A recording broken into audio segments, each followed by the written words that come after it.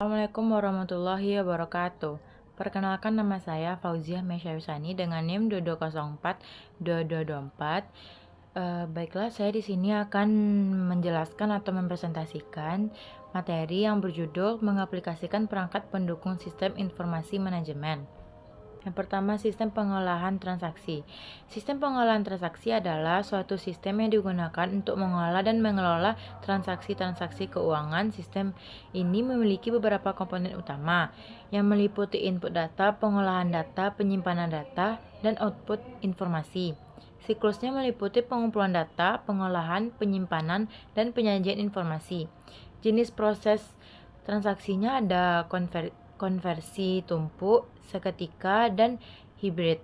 Pengembangannya meliputi online transaction processing atau OLTP dan sistem pengelolaan transaksi perbankan seperti auto teller machine atau ATM.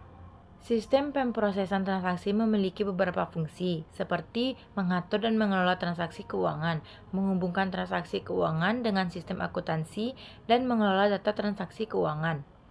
Sistem ini juga berguna untuk mengurangi kesalahan dan kekhawatiran dalam pengelolaan transaksi keuangan, serta mengurangi biaya dan waktu yang dibutuhkan untuk mengelola transaksi keuangan. Otomatis perkantoran atau OA. Otomatisasi kantor atau office automation adalah penggunaan sistem informasi elektronik untuk memudahkan dan mempermudah proses kerja dalam lingkungan perkantoran. Otomatisasi kantor bertujuan untuk meningkatkan produktivitas, efektivitas, dan efisien kerja. Sistem perkantoran kantor mencakup semua sistem informasi formal dan informal, termasuk sistem elektronik yang berkaitan dengan pertukaran informasi antara personel internal dan eksternal perusahaan. Tujuan utama otomatisasi kantor adalah untuk meningkatkan produktivitas, mempermudah kerja pegawai, dan meningkatkan efektivitas dan efisien kerja. Otomatisasi kantor dapat membantu manajer berkomunikasi dengan lebih baik, memecahkan masalah kelompok, dan menjadi suplemen bukan pengganti komunikasi tradisional. Sistem pendukung keputusan. Sistem pendukung keputusan atau SPK adalah sebuah sistem yang digunakan untuk menyelesaikan masalah dan pengambilan keputusan yang bersifat semi terstruktur dan terstruktur. Sistem ini bertujuan untuk membantu pengambil keputusan dalam proses pengambilan keputusan yang tidak terstruktur. Definisi umum sistem pendukung keputusan menurut Raymond Michaud tahun 1998 adalah sebuah sistem yang menyediakan kemampuan dalam penyelesaian masalah dan komunikasi untuk permasalahan yang bersifat semi-struktur.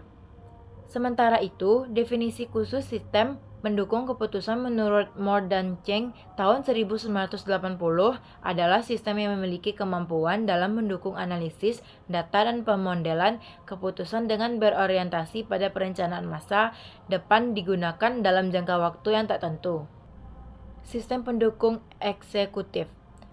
Executive Support System atau sistem pendukung eksekutif adalah sebuah sistem informasi yang dirancang untuk membantu pengumpulan dan pengolahan informasi yang diperlukan oleh manajer senior dan eksekutif dalam proses pengambilan keputusan eksekutif.